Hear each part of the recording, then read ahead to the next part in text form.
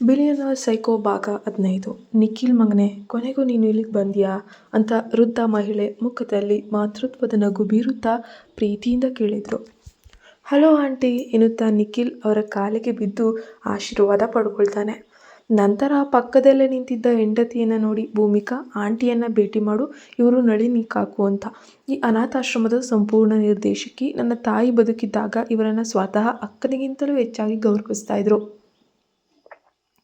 ಇಬ್ಬರು ಒಟ್ಟಿಗೆ ಈ ಆಶ್ರಮವನ್ನು ಕಟ್ಟಿದ್ದು ಮತ್ತು ಕಾಕು ಇವಳು ನನ್ನ ಹೆಂಡತಿ ಭೂಮಿಕಾ ಎಂದು ನಿಖಿಲ್ ಇಬ್ಬರನ್ನ ಅತ್ಯಂತ ಪ್ರೀತಿಯಿಂದ ಪರಿಚಯಿಸಿದರು. ನಳಿನಿ ಕಾಕು ಭೂಮಿಕಾಳ ಮುಖವನ್ನು ಕೈಯಲ್ಲಿ ಸಾವರಿ, ವಾವ್ ನಿಖಿಲ್, ಇವಳು ನಿಜಕ್ಕೂ ತುಂಬ ಸುಂದರವಾದ, ಕಣ್ಣುಗಳಲ್ಲೇ ಮಹಾಲಕ್ಷ್ಮಿಯ ಕಳೆ ಇಟ್ಕೊಂಡಿರುವಂಥ ಹುಡುಗಿ. ನಿನ್ನ ತಾಯಿಯ ಆಯ್ಕೆ ಎಂದಿಗೂ ತಪ್ಪಾಗಲು ಸಾಧ್ಯವಿಲ್ಲ ಎಂದು ಮನಸಾರೆ ಹಸಿದರು. ಅವರು ಮಾತನಾಡುತ್ತಿದ್ದಾಗಲೇ ದೂರದಿಂದ ಓಡೋಡಿ ಬಂದ 6 ವರ್ಷದ ಪುಟ್ಟ ಮುದ್ದಾದ ಹುಡುಗಿಯೊಬ್ಬಳು ನೇರವಾಗಿ ಬಂದು ನಿಖಿಲ್ನ ಪ್ಯಾಂಟನ್ನು ಗಟ್ಟಿಯಾಗಿ ಹಿಡಿದುಕೊಂಡ್ಬಿಟ್ಲು. ಅವಳು ತನ್ನ ಹೊಳೆಯುವಂತಹ ದೊಡ್ಡ ದೊಡ್ಡ ಕಣ್ಣುಗಳಿಂದ ನಿಖಿಲ್ನ ಮುಖವನ್ನು ನೋಡುತ್ತಾ, ನಿಖಿಲ್, ನೀನು ಇವತ್ತು ನನ್ನನ್ನು ಮಾತ್ರ ನೋಡಲು ಇಲ್ಲಿಗೆ ಬಂದಿದ್ದೀಯ ತಾನೇ ಎಂದು ಸಣ್ಣ ಮುನಿಸಿನಿಂದಲೇ ಕೇಳಿದ್ಲು. ಅದನ್ನು ನೋಡಿ ನಳಿನಿ ಆಂಟಿ ಲೇವಡಿಯಾಗಿ, ಏ ಜೆನ್ನಿ, ನಿಖಿಲ್ನನ್ನು ಹಾಗೆ ಅವನ ಹೆಸರಿಡಿದು ಕರೆಯಬಾರದು ಮಗಳೇ, ಅವನನ್ನು ದಾದಾ ಅಂತ ಕೀಟಲೆ ಮಾಡದೆ ಕರೆಯಬೇಕು. ಅವನು ನಿನಗಿಂತ ತುಂಬಾ ದೊಡ್ಡವನು ಗೊತ್ತಾ ಎಂದರು ಜೆನ್ನಿಯ ತಲೆ ಸವರುತ್ತಾ. ಆದರೆ ಆ ಪುಟ್ಟ ಜೆನ್ನಿ ತಕ್ಷಣವೇ ಸೊಂಟದ ಮೇಲೆ ಕೈ ಇಟ್ಟು ಅತ್ಯಂತ ಕ್ಯೂಟ್ ಆಗಿ, ಅಯ್ಯೋ ನಳಿನಿ ಚಿಕ್ಕಮ್ಮ, ನಿನ್ನ ಗಂಡನನ್ನು ಆ ತರಹ ಹೆಸರಿಡಿದು ಕರೆಯುವುದು ಸ್ವಲ್ಪ ತಪ್ಪು ಇರ್ಬೋದು, ಆದರೆ ನಾನು ದೊಡ್ಡವಳಾದ ಮೇಲೆ ಈ ನಿಖಿಲ್ನನ್ನೇ ಮದುವೆ ಆಗ್ತೀನಿ, ಹಾಗಾಗಿ ನಾನು ಅವನನ್ನು ಹೆಸರಿಟ್ಟೇ ಕರೆಯುತ್ತೇನೆ ಅಂತ ಮುಗ್ಧತೆಯಿಂದ ಹೇಳಿದ್ಲು. ಅವಳ ಆ ಮುದ್ದಾದ ಮಾತನ್ನು ಕೇಳಿ ಭೂಮಿಕಾಗೆ ನಗು ತಡೆಯಲು ಸಾಧ್ಯವಾಗಲಿಲ್ಲ. ನಳಿನಿ ಆಂಟಿ ಆಶ್ಚರ್ಯಪಟ್ಟು, ಅಯ್ಯೋ ದೇವರೇ, ಈ ಸಿನಿಮಾ ಡೈಲಾಗ್ಗಳೆಲ್ಲ ನೀನು ಎಲ್ಲಿಂದ ಕಲಿತೆ ಜೆನ್ನಿ? ಮೊದಲು ನಿಖಿಲ್ಗೆ ಕ್ಷಮೆ ಕೇಳು ಅಂತ ಕೇಳಿ, ನಿಖಿಲ್ನಿಗೆ ಈಗಾಗಲೇ ಮದುವೆಯಾಗಿದೆ, ಈಗೋ ನೋಡು, ಇವಳೇ ಅವನ ನಿಜವಾದ ಹೆಂಡತಿ ಎಂದು ಪಕ್ಕದಲ್ಲಿ ನಿಂತಿದ್ದ ಭೂಮಿಕಾಳನ್ನು ತೋರಿಸಿದ್ರು. ಏನು ನಿಖಿಲ್, ನೀನು ಈಗಾಗಲೇ ಮದುವೆ ಆಗ್ಬಿಟ್ಟಿಯಾ ಎಂದು ಜೆನ್ನಿ ನಂಬಲಾರದೆ ಕೇಳಿದ್ಲು. ಮರುಕ್ಷಣವೇ ಅವಳ ಪುಟ್ಟ ಕಣ್ಣುಗಳಿಂದ ಟಪಟಪನೆ ನೀರು ಉರುಳಲು ಪ್ರಾರಂಭವಾಯಿತು. ಅವಳ ಗಂಡನಾಗಬೇಕಾಗಿದ್ದ ನಿಖಿಲ್ ಬೇರೆಯವಳನ್ನು ಮದುವೆಯಾಗಿದ್ದಾನೆ ಎಂಬ ಬೇಸರ ಅವಳ ಮುಖದಲ್ಲಿ ಎದ್ದು ಕಾಣ್ತಿತ್ತು. ನಿಖಿಲ್ ತಕ್ಷಣವೇ ಕೆಳಗೆ ಕುಳಿತು ಜೆನ್ನಿಯನ್ನು ಕೈಗಳಲ್ಲಿ ಎತ್ಕೊಂಡು ಅವಳ ಕಣ್ಣೀರನ್ನು ಒರೆಸುತ್ತಾ ಅತ್ಯಂತ ಮೃದುವಾಗಿ ಸಮಾಧಾನ ಮಾಡ್ತಾನೆ. ಓ ಕ್ಷಮಿಸಿಬಿಡು ನನ್ನ ಮುದ್ದಾದ ರಾಜಕುಮಾರಿ ಜೆನ್ನಿ, ಆದರೆ ನಿನಗೊಂದು ರಹಸ್ಯ ಹೇಳ, ನಿನ್ನಂತಹ ಅದ್ಭುತ ಲೋಕದ ರಾಜಕುಮಾರಿಗೆ ನನ್ನ ತರಹದ ಒಬ್ಬ ಸಾಮಾನ್ಯ ರಾಜಕುಮಾರ ಸಿಗಬಾರದು. ನೀನು ದೊಡ್ಡವಳಾದ ಮೇಲೆ ನಿನಗಾಗಿ ಬಿಳಿ ಕುದುರೆ ಮೇಲೆ ಬರುವ ಅತ್ಯಂತ ಸುಂದರವಾದ ರಾಜಕುಮಾರನೇ ಸಿಗ್ತಾನೆ, ಆಯಿತಾ ಎಂದು ಅತ್ಯಂತ ಪ್ರೀತಿಯಿಂದ ಅವಳ ಕೆನ್ನೆಯನ್ನು ಸವರುತ್ತಾನೆ. ಅಷ್ಟರಲ್ಲಿ ತೋಟದಲ್ಲಿದ್ದಂತಹ ಉಳಿದ ಮಕ್ಕಳೆಲ್ಲರೂ ಕೂಡ ನಿಖಿಲ್ ಬಂದಿರುವುದನ್ನು ಗುರುತಿಸ್ತಾರೆ. ನಿಖಿಲ್ ದಾದಾ ಬಂದಿದ್ದಾರೆ ಅಂತ ಜೋರಾಗಿ ಕೂಗುತ್ತಾ 10-6 ಮಕ್ಕಳು ಓಡಿ ಬಂದು ಅವನನ್ನು ಸುತ್ತುವರಿತಾರೆ. ಅವರೆಲ್ಲರೂ ಅವನ ಕೈ ಹಿಡಿದು ತಮ್ಮೊಂದಿಗೆ ಆಟವಾಡಲು ಎಳೆಯತೊಡಗಿದ್ರು. ನಿಖಿಲ್ ಕೂಡ ತನ್ನ ಬಿಸ್ನೆಸ್ ಜಗತ್ತಿನ ಮುಖವಾಡವನ್ನು ಸಂಪೂರ್ಣವಾಗಿ ಕಳಚಿಟ್ಟು ಆ ಮಕ್ಕಳ ನಡುವೆ ತಾನೂ ಕೂಡ ಒಬ್ಬ ಮಗುವಾಗಿ ಓಡಾಡುತ್ತಾ ನಗುತ್ತಾ ಅವರೊಂದಿಗೆ ನೆಲದ ಮೇಲೆ ಕುಳಿತು ಆಟವಾಡೋಕ್ಕೆ ಶುರು ಮಾಡ್ತಾನೆ. ಭೂಮಿಕಾ ತನ್ನ ಜೀವನದಲ್ಲೇ ನಿಖಿಲ್ನನ್ನು ಈ ರೂಪದಲ್ಲಿ ನೋಡಿದ್ದು ಇದೇ ಮೊದಲ ಬಾರಿ. ಯಾವಾಗಲೂ ಸಿಟ್ಟು, ಕಠೋರತೆ, ಗಂಭೀರತೆಯಿಂದ ಇರ್ತಿದ್ದ ಆ ಹಿಟ್ಲರ್ ನಿಖಿಲ್ನ ಮುಖದಲ್ಲಿ ಇಷ್ಟೊಂದು ನಿಷ್ಕಲ್ಮಶವಾದ ಒಳಗಣ್ಣಿನಿಂದ ಇರುವಂತಹ ನಗು ಇರ್ತದೆ ಅಂತ ಅವಳು ಊಹೆ ಕೂಡ ಮಾಡಿರಲಿಲ್ಲ. ಅವಳು ಮಂತ್ರಮುಗ್ಧಳಾಗಿ ಅವನನ್ನೇ ನೋಡುತ್ತಾ ನಿಂತಿದ್ಲು. ತೋಟದ ಮೂಲೆಯಲ್ಲಿ ಭೂಮಿಕಾ ಮತ್ತು ನಳಿನಿ ಆಂಟಿ ಇನ್ನೂ ಹಾಗೆ ನಿಂತು ನಿಖಿಲ್ನನ್ನು ಗಮನಿಸ್ತಾ ಇದ್ರು. ನಳಿನಿ ಆಂಟಿ ಭೂಮಿಕಾಳ ಹೆಗಲ ಮೇಲೆ ಕೈ ಇಟ್ಟು ಅತ್ಯಂತ ಪ್ರೀತಿಯಿಂದ, ಶ್ರೀಮತಿ ಭೂಮಿಕಾ, ಆ ಪುಟ್ಟ ಜೆನ್ನಿಯ ವರ್ತನೆಗಾಗಿ ದಯವಿಟ್ಟು ನನ್ನನ್ನು ಕ್ಷಮಿಸಿಬಿಡು. ವಾಸ್ತವವಾಗಿ ಅವಳಿಗೆ ಇಲ್ಲಿ ಬೇರೆ ಯಾರಿಗಿಂತಲೂ ನಿಖಿಲ್ ಅಂದರೆ ಪಂಚಪ್ರಾಣ. ಅವಳು ಅವನಿಗೆ ತುಂಬಾ ಹತ್ತಿರವಾಗಿದ್ದಾಳೆ. ನಿಖಿಲ್ ಕೂಡ ಆಶ್ರಮದಲ್ಲಿ ಜೆನ್ನಿಯನ್ನು ತನ್ನ ಸ್ವಂತ ತಂಗಿಯಂತೆ ಅತ್ಯಂತ ಹೆಚ್ಚಾಗಿ ಪ್ರೀತಿಸ್ತಾನೆ, ಇಷ್ಟಪಡ್ತಾನೆ ಅಂದರು ಭಾವುಕರಾಗಿ. ಓ ಇಲ್ಲ ಆಂಟಿ, ದಯವಿಟ್ಟು ಕ್ಷಮೆ ಕೇಳಬೇಡಿ, ಪರವಾಗಿಲ್ಲ. ನಿಖಿಲ್ ಎಲ್ಲರಿಗೂ ಇಷ್ಟವಾಗುವಂತಹ ವ್ಯಕ್ತಿ, ಹೌದು. ಆ ಪುಟ್ಟ ಮಗುವಿನ ಪ್ರೀತಿಯಲ್ಲಿ ಯಾವುದೇ ತಪ್ಪಿಲ್ಲ ಎಂದು ಭೂಮಿಕಾ ತನ್ನ ಮುಖದಲ್ಲಿ ಒಂದು ಮೃದುವಾದ ನಗುವನ್ನು ಹೊತ್ತು ಅತ್ಯಂತ ಮೃದುವಾದ ಧ್ವನಿಯಲ್ಲಿ ತನಗೆ ತಾನೇ ಗೊಣಕೊಂಡ್ಳು. ಭೂಮಿಕಾ ಮೆಲ್ಲನೆ ಹೇಳಿದ್ದನ್ನು ಕೇಳಿದ ನಳಿನಿ ಆಂಟಿ ಕುತೂಹಲದಿಂದ, ಏನು ಹೇಳ್ತಿದೀಯ ಮಗಳೇ, ನನಗೆ ಸರಿಯಾಗಿ ಕೇಳಿಸ್ಲಿಲ್ಲ ಅಂತ ಹೇಳಿದ್ರು. ಹಾಂ, ಏನೂ ಇಲ್ಲ ಆಂಟಿ. ನಿಮಗೆ ನಮ್ಮ ನನ್ನ ಅಂದರೆ ನಮ್ಮ ನಿಖಿಲ್ ಯಾವಾಗಿನಿಂದ ಪರಿಚಯ? ಅವನ ಬಾಲ್ಯ ಹೇಗಿತ್ತು? ಅಂತ ಭೂಮಿಕಾ ಬಹಳ ಕುತೂಹಲದಿಂದ ಕೇಳಿದ್ಲು. ನಳಿನಿ ಆಂಟಿಗೆ ದೂರದಲ್ಲಿ ಮಕ್ಕಳೊಂದಿಗೆ ಮಗುವಾಗಿ ಆಟವಾಡ್ತಿದ್ದಾಗ ನಿಖಿಲ್‌ನನ್ನ ನೋಡುತ್ತಾ ದೀರ್ಘವಾಗಿ ನಿಟ್ಟುಸಿರು ಬಿಟ್ರು. ಅವನಿಗೆ ಕೇವಲ ಒಂದು 4 ವರ್ಷ ವಯಸ್ಸಾಗಿದ್ದಾಗಿಂದಲೂ ಕೂಡ ನನಗೆ ಗೊತ್ತು ಮಗಳೇ. ಅವನ ತಾಯಿ ನನ್ನ ಮುದ್ದಿನ ಮಗನನ್ನು ಕರೆದುಕೊಂಡು ನನ್ನನ್ನು ಭೇಟಿ ಮಾಡಲು ಆಗಾಗ ಇಲ್ಲಿಗೆ ಬರ್ತಾಯಿದ್ರು. ಅವಳು ನನ್ನ ಸ್ವಂತ ಅಕ್ಕನಂತೆ ಪರಿಗಣಿಸಿದ್ಲು. ಆದರೆ ಪುಟ್ಟ ಕಂದನ ಜೀವನದಲ್ಲಿ ಬಿರುಗಾಳಿ ಎದ್ದಿದ್ದೇ ಆಗ. ಆಂಟಿ ಮಾತು ಮುಂದುವರಿಸುತ್ತಾ, ನಿಖಿಲ್‌ಗೆ 4 ವರ್ಷ ತುಂಬಿದಾಗ ಅವನ ತಂದೆ ಶ್ರೀ ವಿಕಾಸ್ ಮತ್ತು ರಮ್ಯಾ ಎನ್ನುವಂತಹ ಮತ್ತೊಬ್ಬ ಮಹಿಳೆಯ ನಡುವಿನ ಅಕ್ರಮ ಸಂಬಂಧದ ವಿಷಯ ಅವನ ತಾಯಿಗೆ ತಿಳಿಯಿತು. ದುರಂತವೆಂದರೆ ಆ ಸಮಯದಲ್ಲಿ ರಮ್ಯಾ ಮತ್ತು ಶ್ರೀ ವಿಕಾಸ್ ಅವರ ಮಗುವಿಗೆ ಗರ್ಭಿಣಿಯಾಗಿದ್ಲು. ಶ್ರೀ ವಿಕಾಸ್ ತಾನು ಮಾಡಿದ ತಪ್ಪು ಅಂತ ಕ್ಷಮೆ ಕೇಳಿದರೂ ಜಗತ್ತಿನ ಯಾವುದೇ ಸ್ವಾಭಿಮಾನಿ ಮಹಿಳೆ ಇಂತಹ ಮೋಸವನ್ನು ಎಂದಿಗೂ ಒಪ್ಕೊಳ್ಳೋಕೆ ಸಾಧ್ಯ ಆಗೋದಿಲ್ಲ ಅಲ್ವಾ? ಹಾಗಾಗಿ ಆಕೆಯ ಹೃದಯ ಪೂರ್ತಿ ಹೊಡೆದು ಹೋಗಿ ಕಣ್ಣಲ್ಲಿ ನೀರು ತುಂಬಿ ಬಂತು. ಅದನ್ನು ಕೇಳಿ ಭೂಮಿಕಾಳ ಎದೆ ಧಸಕ್ಕೆಂದಿತ್ತು. ಅಂತಹ ಆತಂಕ. ಹಂಗಾದರೆ ಈ ನರಕದ ಪರಿಸ್ಥಿತಿಯ ನಂತರ ಅವರಿಬ್ಬರಿಗೆ ಡೈವೋರ್ಸ್ ಬರೆದುಕೊಂಡ್ರೆ ಆಂಟಿ ಅಂತ ಕೇಳಿದ್ರು. ಹೌದು, ಕಾನೂನಾತ್ಮಕವಾಗಿ ಅವರು ಬೇರ್ಪಟ್ಟಾಗ ನಿಖಿಲ್ನಿಗೆ ಕೇವಲ 6 ವರ್ಷ ವಯಸ್ಸು. ಆದರೆ ದುರಾದೃಷ್ಟವೆಂದರೆ ವಿಚ್ಛೇದನ ನಂತರ ಅವರಿಬ್ಬರು ನಿಖಿಲ್ನ ಸಾಕುಪಾಲನೆಯ ಹಕ್ಕಿಗಾಗಿ ಕೋರ್ಟ್ನಲ್ಲಿ ಭೀಕರವಾಗಿ ಹೋರಾಡಲು ಶುರು ಮಾಡಿದ್ರು. ಇಬ್ಬರು ಆರ್ಥಿಕವಾಗಿ ತುಂಬಾ ಶ್ರೀಮಂತರಾಗಿದ್ದರು, ದೊಡ್ಡ ದೊಡ್ಡ ಉದ್ಯಮಿಗಳೇ ಆಗಿದ್ದರು. ಹಾಗಾಗಿ ಆ ಆಸ್ತಿ ಪಿತ್ರಾರ್ಜಿತ ಹಕ್ಕು ಮತ್ತು ಮಗನಿಗಾಗಿ ನಡೆದ ಕೇಸ್ ಬಹಳ ವರ್ಷಗಳ ಕಾಲ ನಡೆಯಿತು. ಆ ಜಗಳಗಳ ಮಧ್ಯೆ ಸಿಲುಕಿ ಆ ಪುಟ್ಟ ಮಗು ಅನುಭವಿಸಿದ ನರಕ ಅಷ್ಟಿಷ್ಟಲ್ಲ. ಆಂಟಿ ತಡೆದು ಭೂಮಿಕಾಳ ಕೈಗಳನ್ನು ಗಟ್ಟಿಯಾಗಿ ಹಿಡಿದುಕೊಂಡರು. ಆದರೆ ನಂತರ ಇದ್ದಕ್ಕಿದ್ದಂತೆ ವಿಧಿಯ ಆಟ ಬದಲಾಯಿತು. ನಿಖಿಲ್ನ ತಾಯಿ ತೀವ್ರ ಅನಾರೋಗ್ಯದಿಂದ ಇದ್ದಕ್ಕಿದ್ದಂತೆ ನಿಧನರಾದರು. ತಾಯಿಯ ಸಾವಿನ ನಂತರ ಬೇರೆ ದಾರಿ ಇಲ್ಲದೆ ಆ ಪುಟ್ಟ ಕಂದನನ್ನು ಅವನ ತಂದೆ ವಿಕಾಸ್ ಬಳಿಗೆ ಕಳಿಸಲಾಗುತ್ತೆ. ಪಾಪ ಆ ಬಡ ಹುಡುಗ ತಾಯಿಯನ್ನು ಕಳೆದುಕೊಂಡು ಸಂಪೂರ್ಣವಾಗಿ ದುಃಖಿತನಾಗಿದ್ದ. ಒಂಟಿಯಾಗಿದ್ದ ಅವನ ಇಡೀ ಬಾಲ್ಯದಲ್ಲೇ ಬಹಳಷ್ಟು ತಪ್ಪುಗಳು, ಅನ್ಯಾಯಗಳು ನಡೆದು ಹೋಗಿದ್ವು ಮಗಳೇ. ಅವನ ತಾಯಿಯ ಮರಣದ ನಂತರ ಅವನು ಯಾರಿಂದಲೂ ಕೂಡ ನಿಜವಾದ ನಿಷ್ಕಲ್ಮಶವಾದ ಪ್ರೀತಿಯನ್ನು ಕಂಡುಕೊಂಡೇ ಇಲ್ಲ. ಅದಕ್ಕೆ ಆತ ಇಷ್ಟು ಕಠಿಣವಾಗಿ ಬದಲಾಗಿದ್ದಾನೆ. ಭೂಮಿಕಾ, ನನ್ನದೊಂದು ವಿನಂತಿ, ಅವನನ್ನು ಚೆನ್ನಾಗಿ ನೋಡ್ಕೊ. ಅವನಿಗೆ ನಿನ್ನ ಪ್ರೀತಿ ಅವಶ್ಯಕತೆ ತುಂಬ ಇದೆ ಅಂತ ಭಾವುಕರಾಗಿ ನಳಿನಿ ಆಂಟಿಯ ಮಾತುಗಳನ್ನು ಕೇಳಿ ಭೂಮಿಕಾಳ ಕಣ್ಣುಗಳಿಂದ ಕಣ್ಣೀರು ಹುರುಳಿತ್ತು. ಅವಳು ದೂರದಿಂದ ನಿಂತಿದ್ದ ನಿಖಿಲ್ನನ್ನು ಅತ್ಯಂತ ಆಳವಾದ ಪ್ರೀತಿಯಿಂದ ನೋಡುತ್ತಾ, ಹೌದು ಆಂಟಿ, ನಾನು ನಿಮಗೆ ಮಾತು ಕೊಡ್ತೀನಿ. ಇನ್ಮೇಲೆ ನಾನು ಅವನನ್ನು ತುಂಬ ಚೆನ್ನಾಗಿ, ನನ್ನ ಪ್ರಾಣಕ್ಕಿಂತ ಹೆಚ್ಚಾಗಿ ನೋಡ್ಕೊಳ್ತೇನೆ ಅಂತ ದೃಢವಾಗಿ ಹೇಳಿದ್ದು. ಅನಾಥಾಶ್ರಮದ ಭೇಟಿ ಮುಗಿಸಿ ಸಂಜೆ ಆಗ್ತಾ ಇದ್ದಂಗೆ ಭೂಮಿಕಾ ಮತ್ತು ನಿಖಿಲ್ ಕಾರ್ನಲ್ಲಿ ಮನೆಗೆ ಹಿಂತಿರುಗ್ತಿದ್ರು.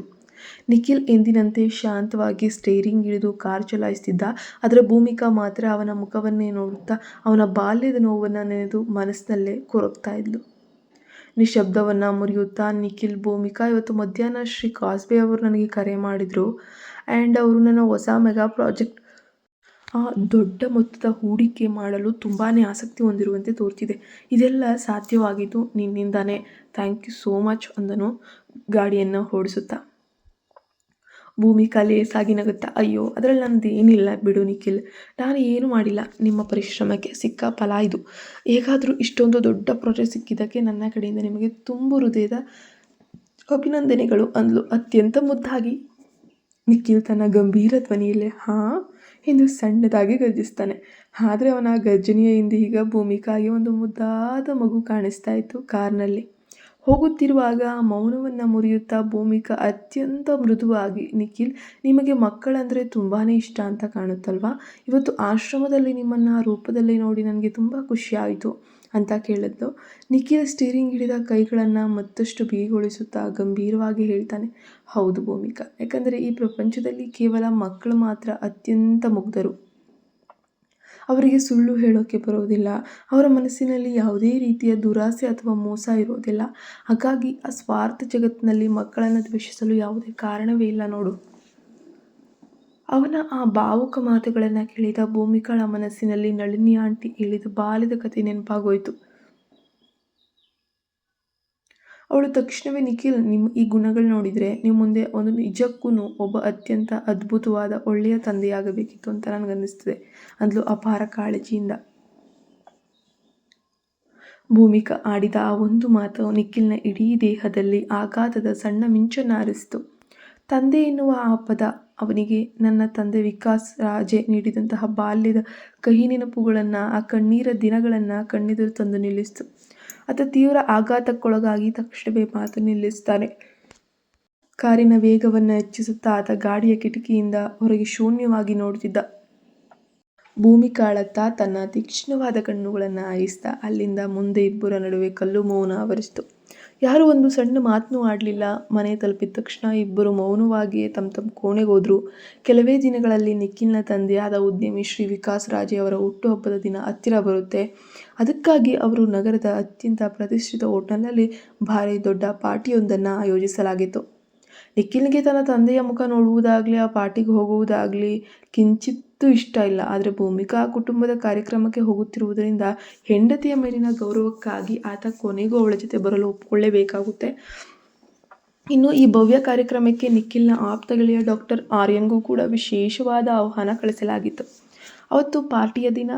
ಅಂದು ಇಡೀ ಉದ್ಯಮ ರಂಗದಲ್ಲೇ ಈ ತಿಂಗಳಿನ ಅತ್ಯಂತ ಅದ್ಧೂರಿ ಪ್ರಮುಖವಾದ ಪಾರ್ಟಿ ಆಗಿರುತ್ತೆ. ಎಲ್ಲದರ ಮೇಲೆ ಅದು ಇಡೀ ನಗರವೇ ಗೌರವಿಸುವಂತಹ ಮತ್ತು ಹೆದರುವ ಮಹಾನ್ ಉದ್ಯಮಿ ಶ್ರೀ ವಿಕಾಸೇ ರಾಜ್ ಅವರ ಹುಟ್ಟುಹಬ್ಬದ ಪಾರ್ಟಿಯಲ್ಲವೇ.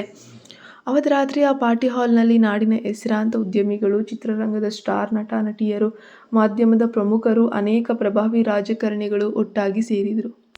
ನಿಖಿಲ್ ಅಂದು ಆಫೀಸಿಗೆ ಹೋಗದೆ ಮನೆಯಲ್ಲೇ ಇದ್ದು ಲ್ಯಾಪ್ಟಾಪ್ನಲ್ಲಿ ಕೆಲಸ ಕೂಡ ಮಾಡ್ತಾ ಇದ್ದನು.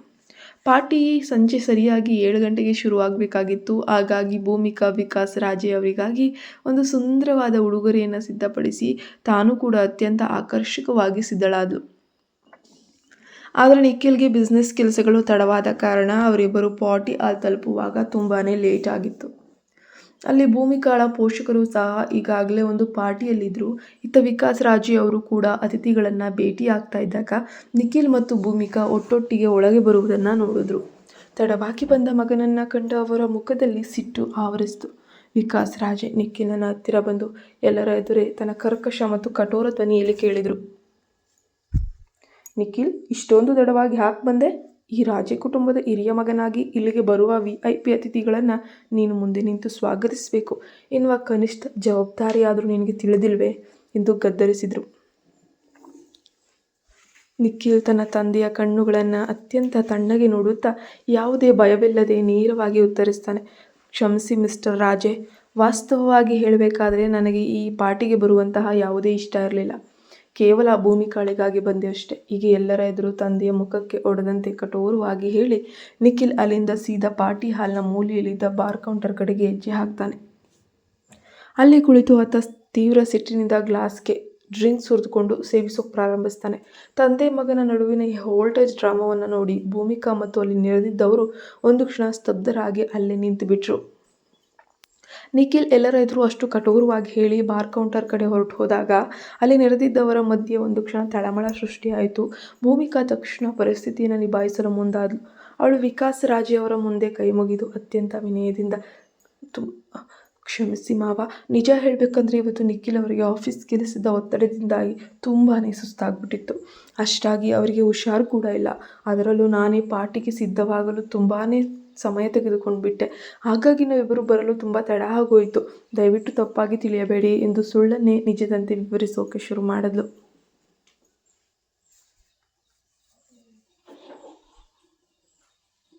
ವಿಕಾಸ್ ರಾಜೆ ತನ್ನ ಸೊಸೆಯನ್ನು ನೋಡಿ ನುಟ್ಟಿಸಿರು ಬಿಟ್ರು. ಸರಿ ಭೂಮಿಕಾ, ನೀನು ನನ್ನ ಎದುರು ಇಷ್ಟೊಂದು ಸಾಫ್ಟಾಗಿ ಸುಳ್ಳು ಹೇಳಿ ಅವನನ್ನು ಸಮರ್ಥಿಸಿಕೊಳ್ಳಬೇಕಾದ ಅಗತ್ಯವಿಲ್ಲ. ಆ ನಿಖಿಲ್ನ ಸ್ವಭಾವ ನನಗೆ ಚೆನ್ನಾಗಿ ಗೊತ್ತು. ನೀನು ಮೊದಲು ಹೋಗಿ ಅವನನ್ನು ಹತ್ತಿರವಿದ್ದು ನೋಡ್ಕೊ. ನನ್ನ ಹುಟ್ಟುಹಬ್ಬದ ಈ ದೊಡ್ಡ ಪಾರ್ಟಿಯಲ್ಲಿ ಅವನ ಕೋಪದ ಯಾವುದೇ ತರಹದ ಹೊಸ ಸೀನ್ ಅಥವಾ ಈ ಡ್ರಾಮಾ ಸೃಷ್ಟಿಯಾಗದಂತೆ ನೀನು ಜವಾಬ್ದಾರಿಯಿಂದ ನೋಡಿಕೊಳ್ಬೇಕು ಎಂದು ಗಂಭೀರವಾಗಿ. ಭೂಮಿಕಾ ಕೂಡ ಗೌರವದಿಂದ ತಲೆ ಆಡಿಸಿ ಅಲ್ಲಿಯೇ ಪಾರ್ಟಿಯಲ್ಲಿದ್ದ ತನ್ನ ಹೆತ್ತವರನ್ನು ಭೇಟಿಯಾಗಲು ಹೋದ್ಲು. ಭೂಮಿಕಾಳ ತಂದೆಯೂ ಕೂಡ ಅಳಿಯನಾದ ನಿಖಿಲ್ನನ್ನು ಅತ್ಯಂತ ಗೌರವದಿಂದ ಸ್ವಾಗತಿಸಿದರು. ಆಮೇಲೆ ಪಾರ್ಟಿಗೆ ಬಂದಿದ್ದ ಹಿರಿಯ ಉದ್ಯಮಿಗಳು, VIPಗಳು ಎಲ್ಲರೂ ಒಬ್ಬರನ್ನೊಬ್ಬರು ಮಾತನಾಡಿಸುತ್ತಾ ಕುಡಿಯುತ್ತಾ ತಮ್ಮದೇ ಲೋಕದಲ್ಲಿ ನಿರತರಾಗಿದ್ದರು. ಸ್ವಲ್ಪ ಸಮಯದ ನಂತರ ಭೂಮಿಕಾ ನಿಧಾನವಾಗಿ ಬಾರ್ ಕೌಂಟರ್ ಕಡೆಗೆ ಬಂದು ನಿಖಿಲ್ನ ಪಕ್ಕದಲ್ಲೇ ಕುಳಿತುಕೊಂಡ್ಳು. ನಿಖಿಲ್ ಕೌಂಟರ್ ಮೇಲೆ ಗ್ಲಾಸ್ ಹಿಡಿದು ಪಾರ್ಟಿ ಹಾಲ್ನ ಇನ್ನೊಂದು ತುದಿಯಲ್ಲಿ ಒಟ್ಟಿಗೆ ನಿಂತಿದ್ದ ತನ್ನ ತಂದೆ ವಿಕಾಸ್ ರಾಜೆ ಮತ್ತು ರಮ್ಯಾಳನ್ನು ತೀಕ್ಷ್ಣವಾಗಿ ನೋಡ್ತಾ ಇದ್ದ. ಅವನ ಕಣ್ಣುಗಳಲ್ಲಿದ್ದ ದ್ವೇಷವನ್ನು ಗಮನಿಸಿದಂತಹ ಭೂಮಿಕಾ ಮೆಲ್ಲನೆ, ನಿಖಿಲ್ ಅಲ್ಲಿ ಆ ಕಡೆ ಅಷ್ಟೊಂದು ತೀವ್ರವಾಗಿ ಏನು ನೋಡ್ತಾ ಇದ್ದೀರಾ, ಪ್ಲೀಸ್ ಬಿಟ್ಟುಬಿಡಿ. ಏನಾಗಿದ್ದರೂ ಅದು ಹಳೆ ಕತೆ. ಇನ್ಮೇಲೆ ನಾವು ಯಾರನ್ನು ಅತಿಯಾಗಿ ದ್ವೇಷಿಸಬಾರ್ದು ನಿಖಿಲ್. ನಮ್ಮ ಮನಸ್ಸಿನ ನೆಮ್ಮದಿಗಾಗಿ ನಾವು ಇಂದಿನ ತಪ್ಪುಗಳನ್ನು ಕ್ಷಮಿಸಬೇಕು ಮತ್ತು ಮರೆಯಲು ಕಲಿಬೇಕು ಅಂತ ಅತ್ಯಂತ ಮೃದುವಾಗಿ ವಿವರಿಸಲು ಪ್ರಯತ್ನಿಸಿದ್ಲು.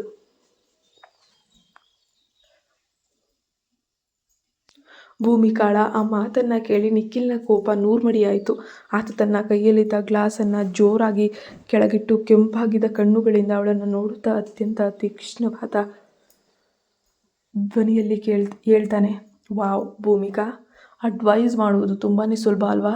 ಒಂದು ವೇಳೆ ನನ್ನ ಜಾಗದಲ್ಲಿ ನೀನಿದ್ದು ನಿನ್ನ ಸ್ವಂತ ತಂದೆ, ನಿನ್ನ ಹೆತ್ತ ತಾಯಿಗೆ ಇದೇ ಥರ ಮೋಸ ಮಾಡಿ ನಡುಬೀದಿಯಲ್ಲಿ ನಿಲ್ಲಿಸಿದರೆ ನೀನು ಕೂಡ ಇವತ್ತು ಇದೇ ತತ್ವಜ್ಞಾನದ ಮಾತುಗಳನ್ನು ಹೇಳ್ತಿದ್ರಾ? ಇಷ್ಟೊಂದು ಸುಲಭವಾಗಿ ಕ್ಷಮಿಸಿ ಮರೆತು ಬಿಡ್ತಿದ್ರಾ ಅಂತ ಸಿಟ್ಟಿನಿಂದಲೇ ಪ್ರಶ್ನಿಸ್ತಾನೆ. ಆದರೆ ಅವನ ಬಳಿ ಆ ಪ್ರಶ್ನೆಗೆ ಭೂಮಿಕಾಳ ಬಳಿ ಉತ್ತರ ಇರಲಿಲ್ಲ. ಆದರೂ ಅವಳು ಅವನ ಕೈಯನ್ನು ಹಿಡಿದು ಸಮಾಧಾನ ಮಾಡಲು ಯತ್ನಿಸುತ್ತಾ, ನನಗೆ ನಿಮ್ಮ ನೋವು ಅರ್ಥವಾಗ್ತದೆ ನಿಖಿಲ್, ಆದರೆ ಆ ಬಾಲ್ಯದ ದಿನಗಳು ಕಳೆದು ಹೋಗಿವೆ. ನಿಮ್ಮ ತಂದೆ ಹೊರಗಿನ ಜಗತ್ತಿಗೆ ಎಷ್ಟೇ ಕಠೋರವಾಗಿದ್ದರೂ ಅವರ ಮನಸ್ಸಿನ ಆಳದಲ್ಲಿ ನಿಮ್ಮನ್ನು ತುಂಬ ಪ್ರೀತಿಸ್ತಾರೆ. ನೀವು ಅವರಿಗಾಗಿ ಕನಿಷ್ಠ ಒಂದು ಅವಕಾಶವನ್ನಾದರೂ ಕೊಟ್ಟು ಕ್ಷಮಿಸಲು ಪ್ರಯತ್ನಿಸಿ ನೋಡಿ ಅಂದ್ಲು ಭಾವುಕಳಾಗಿ. ಭೂಮಿಕಾ, ದಯವಿಟ್ಟು ಸಾಕು ಮಾಡು ನಿನ್ನ ಮಾತನ್ನು. ನಿಖಿಲ್ ಪೂರ್ತಿ ಕೋಪದಿಂದ ಹಲ್ಲು ಕಚ್ಚುತ್ತಾ ಎದ್ದು ನಿಲ್ತಾನೆ. ನನ್ನ ವೈಯಕ್ತಿಕ ವಿಷಯಗಳು ಮತ್ತು ನನ್ನ ಕಹಿ ಭೂತಕಾಲದ ಮಧ್ಯೆ ದಯವಿಟ್ಟು ಹಸ್ತಕ್ಷೇಪ ಮಾಡಬೇಡ. ನಾನು ಮನುಷ್ಯನನ್ನು ನನ್ನ ಜೀವನದ ಕೊನೆಯ ಉಸಿರಿರುವವರೆಗೂ ಯಾವತ್ತೂ ಕ್ಷಮಿಸಲ್ಲ ಮತ್ತು ನೀನಿಲ್ಲಿ ಇರಲು ಬಯಸುವುದಿಲ್ಲ. ನಾನು ಈಗ ಇರೋಕ್ಕೆ ಬಯಸಲ್ಲ. ಅವನ ನೆರಳಿನಿಂದ ನಾನು ದೂರ ಇರಬೇಕು. ಹೀಗೆ ತೀವ್ರ ಆಕ್ರೋಶದಿಂದ ಹೇಳಿದ ನಿಖಿಲ್ ಪಾರ್ಟಿ ಹಾಲ್ನ ಮೆಟ್ಟಿಲುಗಳನ್ನು ಹತ್ತಿ ಮೇಲಿನ ಮಹಡಿಯ ಖಾಲಿ ರೂಮಿನ ಕಡೆ ವೇಗವಾಗಿ ಹೆಜ್ಜೆ ಹಾಕ್ತಾನೆ. ಅವನು ಹೋದ ಕಡೆಯೇ ನೋಡ್ತಿದ್ದ ಭೂಮಿಕಾಗೆ ತನ್ನ ಮೃದುವಾದ ಮಾತುಗಳೇ ನಿಖಿಲ್ನ ಇಮೋಷನಲ್ ಗಾಯವನ್ನು ಕೆದಕಿ ಅವನನ್ನು ಮತ್ತಷ್ಟು ಕೆರಳಿಸಿದೆ ಎಂಬ ಸತ್ಯದ ಅರಿವಾಯಿತು. ಅವಳ ಮನಸ್ಸಿನಲ್ಲಿ ಅಪರಾಧ ಪ್ರಜ್ಞೆ ಅನ್ನೋದು ಮೂಡುತ್ತೆ. ಆತನನ್ನು ಹೀಗೆ ಒಂಟಿಯಾಗಿ ಕೋಪದಲ್ಲಿ ಬಿಡಬಾರದು ಅಂತ ನಿರ್ಧರಿಸಿದ ಭೂಮಿಕಾ ತಕ್ಷಣವೇ ಅವನನ್ನು ಸಮಾಧಾನ ಮಾಡಲು ಅವನ ಹಿಂದೆಯೇ ಓಡಿ ಹೋಗ್ತಾಳೆ. ಭೂಮಿಕಾ, ದಯವಿಟ್ಟು ನನ್ನ ವೈಯಕ್ತಿಕ ವಿಷಯಗಳಲ್ಲಿ ಮತ್ತು ನನ್ನ ಕಹಿ ಭೂತಕಾಲದ ಮಧ್ಯೆ ದಯವಿಟ್ಟು ಬರಬೇಡ ಅಂತ ನಿಖಿಲ್ ಕೋಪದಿಂದ ಹಲ್ಲು ಕಚ್ಚುತ್ತಾ ಪದೇ ಪದೇ ಹೇಳಿದ್ರೂ ಕೂಡ ಅವಳು ಕೇಳೋಕೆ ತಯಾರಿರಲಿಲ್ಲ. ಅವಳಲ್ಲಿ ಒಂದು ರೀತಿಯ ಮೊಂಡು ಧೈರ್ಯ ಬಂದಿತ್ತು. ಆದರೂ ಕೂಡ ಅವನನ್ನು ಹಿಂಬಾಲಿಸುತ್ತಾ ಹೋದ ಭೂಮಿಕಾಗೆ ತುಂಬ ಭಯ ಕಾಡೋಕ್ಕೆ ಶುರುವಾಯಿತು. ಎಲ್ಲಿ ತನ್ನ ಮಾವನವರು ಕೊಟ್ಟಂತಹ ಒಂದು ಕೆಲಸವನ್ನು ನಿರ್ವಹಿಸೋಕ್ಕೆ ಸಾಧ್ಯವಾಗುತ್ತೋ ಇಲ್ವೋ, ಏನಾದರೂ ಅಚಾತುರ್ಯ ಆದರೆ ತನ್ನ ಗಂಡನ ಒಂದು ಮಾನ ಮರ್ಯಾದೆ ಹೋಗುತ್ತೆ, ಜೊತೆಗೆ ಶ್ರೀರಾಜೆ ಅವರ ಮಾನ ಮರ್ಯಾದೆ ಕೂಡ. ಇನ್ನು ಬಂದಿರೋ ಎಲ್ಲರಿಗೂ ಕೂಡ ನಮ್ಮ ಮನೆಯ ಕಥೆಗಳು ಮನರಂಜನೆ ಆಗಿಬಿಡುತ್ತೆ ಅಂತ ಭೂಮಿಕಾ ನಿಖಿಲನ್ನು ಹುಡುಕುತ್ತಾ ಪಾಟಿ ಹಾಲ್ನ ಮೇಲಿನ ಮಹಡಿಯ ಭಾರೀ ಕಾಟಾರ್ಗೆ ಬಂದ್ಲು. ಅಲ್ಲಿ ಸಾಲು ಸಾಲು ಕೋಣೆಗಳಿದ್ವು. ಆಕೆ ಅವನ ಹೆಸರನ್ನು ಮೆಲ್ಲಗೆ ಕರೆಯುತ್ತಾ ಮುಂದೆ ಸಾಗ್ತಿದ್ದಾಗ ಇದ್ದಕ್ಕಿದ್ದಂತೆ ಎಲ್ಲೋ ಒಂದು ಕಡೆಯಿಂದ ಹುಡುಗಿಯೊಬ್ಬಳು ದೈನ್ಯವಾಗಿ ಅಳ್ತಾ ಇರುವಂತಹ ಸಣ್ಣ ಸದ್ದು ಅವಳ ಕಿವಿಗೆ ಬೀಳುತ್ತೆ. ಆ ಕರುಣಾಜನಕ ಧ್ವನಿಯು ಕಾರಿಡಾರ್ನ ತುದಿಯಲ್ಲಿಂದ ಒಂದು ನಿರ್ಜನ ಕೋಣೆಯಿಂದ ಬರ್ತಿತ್ತು. ಸಂಪೂರ್ಣವಾಗಿ ಆ ರೂಮು ಒಂದು ಮೂಲೆಯಲ್ಲಿದ್ದ ಕಾರಣ ಕೆಳಗಿನ ಹಾಲ್ನಲ್ಲಿ ಪಾರ್ಟಿಯ ಮ್ಯೂಸಿಕ್ ತುಂಬಾ ಜೋರಾಗಿ ಪ್ಲೇ ಆಗ್ತಾ ಇತ್ತಲ್ವ. ಆ ಕಾರಣ ಆ ಹುಡುಗಿಯ ಕಿರುಚಾಟ ಮತ್ತು ಮರಣದಂಡನೆಯ ರೋದನ ಕೆಳಗಿದ್ದ ಯಾರಿಗೂ ಕೂಡ ಕೇಳಿಸುವಂತಿರಲಿಲ್ಲ. ಮೊದಲಿಗೆ ಭೂಮಿಕಾ ಅಲ್ಲಿಗೆ ಹೋಗಲು ಬಯಸಲಿಲ್ಲ. ಯಾಕಂದರೆ ಶ್ರೀಮಂತರ ಪಾರ್ಟಿಗಳಲ್ಲಿ ಇಂತಹ ಸಣ್ಣ ಪುಟ್ಟ ಜಗಳಗಳು, ಈ ರೀತಿಯ ಕಾರ್ಯಗಳು ಮಾಮೂಲಿ. ಅದು ಗಂಭೀರವಾದ ವಿಷಯವಲ್ಲ ಅಂತ ಭಾವಿಸಿ ಆಕೆ ಮುಂದೆ ಹೆಜ್ಜೆ ಹಾಕಲು. ಆದರೆ ಮರುಕ್ಷಣವೇ ಆ ಕೋಣೆಯ ಒಳಗಿನಿಂದ ಹುಡುಗಿಯ ಅಳು ಮತ್ತು ಕಿರುಚಾಟ ಇನ್ನೂ ಕರುಳು ಹಿಂಡುವಂತೆ ತೀವ್ರವಾಗಿ ಹೋಯಿತು. ಅಲ್ಲಿ ಇನ್ನೂ ಏನೋ ಭೀಕರ ಅನಾಹುತ ನಡೆಯುತ್ತಿದೆ ಎಂದು ಭೂಮಿಕಾಳ ಮನಸ್ಸು ಎಚ್ಚರಿಸಿತು. ಆಕೆ ತಕ್ಷಣವೇ ಆ ಕೋಣೆಯ ಬಳಿಗೆ ಓಡಿ ಹೋಗಿ ಬಾಗಿಲನ್ನು ಜೋರಾಗಿ ತಟ್ಟಿದ್ಲು. ಒಳಗೆ ಏನೋ ಅಡ್ಡಿಯಾದಂತಾಗಿ ಕೋಪದಿಂದ ಒಬ್ಬ ಹುಡುಗ ಬಾಗಿಲನ್ನು ಸ್ವಲ್ಪ ತೆರೆದು ತಲೆ ಹೊರಹಾಕಿದ್ದ. ಆತ ಕೆಂಪಾದ ಕಣ್ಣುಗಳಿಂದ ಭೂಮಿಕಾಳನ್ನು ಮೇಲಿನಿಂದ ಕೆಳಗೆ ನೋಡುತ್ತಾ ಕಠೋರವಾಗಿ ಕೇಳ್ತಾನೆ, ಯಾರು ನೀನು? ಇಲ್ಲಿ ಯಾಕೆ ಬಂದೆ? ಭೂಮಿಕಾ ಆತನಿಗೆ ಏನನ್ನಾದರೂ ಹೇಳಿ ಕತ್ತರಿಸುವ ಮುನ್ನವೇ ಆ ಬಾಗಿಲಿನ ಸಣ್ಣ ಸಂದಿನ ಒಳಗಿನಿಂದ ಆ ಅಸಹಾಯಕ ಹುಡುಗಿ ತೀವ್ರ ಆಕ್ರಂದನೆಯಿಂದ, ದೇವರೇ, ದಯವಿಟ್ಟು ಯಾರಾದರೂ ಇದ್ದರೆ ನನಗೆ ಸಹಾಯ ಮಾಡಿ, ನನ್ನನ್ನು ಬದುಕಿಸಿ ಪ್ಲೀಸ್ ಅಂತ ಜೋರಾಗಿ ಕೂಗೋಕ್ಕೆ ಶುರು ಮಾಡ್ತಾಳೆ. ಆ ಧ್ವನಿ ಕೇಳುತ್ತಿದ್ದಂತೆ ಭೂಮಿಕಾಳ ಮೈ ಜಲ್ಲೆಂದಿತ್ತು. ಆಕೆ ಮರುಕ್ಷಣವೂ ಯೋಚಿಸದೆ ಆ ಹುಡುಗನನ್ನು ಬಲವಾಗಿ ಪಕ್ಕಕ್ಕೆ ತಳ್ಳಿ ಬಾಗಿಲನ್ನು ರಭಸದಿಂದ ತೆರೆದು ಒಳಗೆ ನುಗ್ಗಿದ್ಲು. ಒಳಗಿನ ದೃಶ್ಯವನ್ನು ನೋಡಿ ಅವಳಿಗೆ ರಕ್ತ ಕುದಿಯೋಕೆ ಪ್ರಾರಂಭವಾಯಿತು. ಆ ಕೋಣೆಯಲ್ಲಿ ಇಬ್ಬರು ಶ್ರೀಮಂತ ಮನೆತನದ ಸೊಕ್ಕಿನ ಹುಡುಗರು ಆ ಪಾರ್ಟಿಯಲ್ಲಿ ಕ್ಯಾಟರಿಂಗ್ ಕೆಲಸ ಮಾಡ್ತಿದ್ದಂತಹ ಒಬ್ಬ ಬಡ ಸರ್ವಿಂಗ್ ಹುಡುಗಿಯನ್ನು ಕರ್ಕೊಂಡು ಬಂದಿದ್ದಾರೆ. ಕತೆ ಮುಂದುವರಿಯುತ್ತೆ. ದಯವಿಟ್ಟು ನಮ್ಮ ಚಾನಲ್ಗೆ ಸಬ್ಸ್ಕ್ರೈಬ್ ಆಗಿ ಆ್ಯಂಡ್ ಕಮೆಂಟ್, ಲೈಕ್, ಶೇರ್ ಮಾಡೋದನ್ನು ಮರಿಬೇಡಿ.